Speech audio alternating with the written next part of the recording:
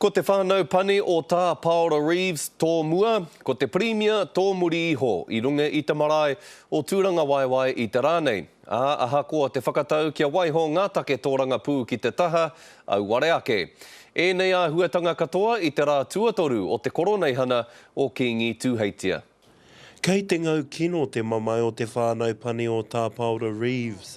Rātau i whakaeke ki runga i te marae o te motu ki te kaue mai i te mate o tō rātau pāpā ko te Premier i whai atu. Hello Lewis, kia ora. How are you my friend?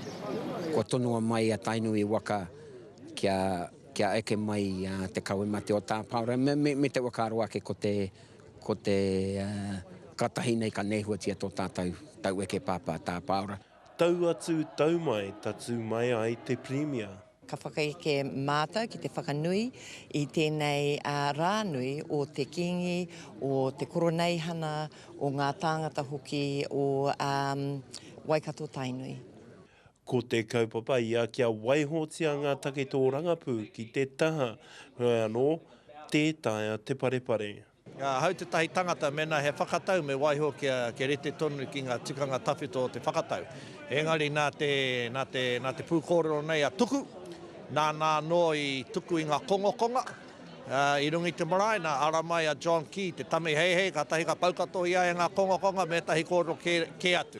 Ko te whakarite i nāenei mo te pōro nui a Kingi Tūheitia hei a pōpō.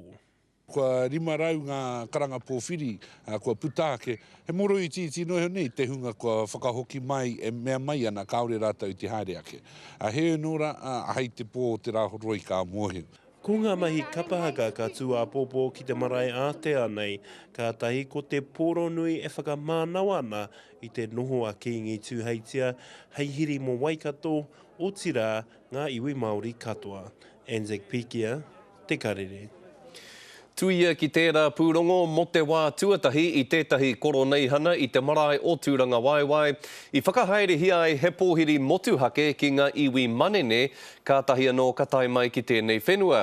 He whakaaro ia tērā i whakaaro hia ake hei whakanui i te rima tau o te noho a Kingi Tūheitia ki te taumata rangatira o ōna tūpuna.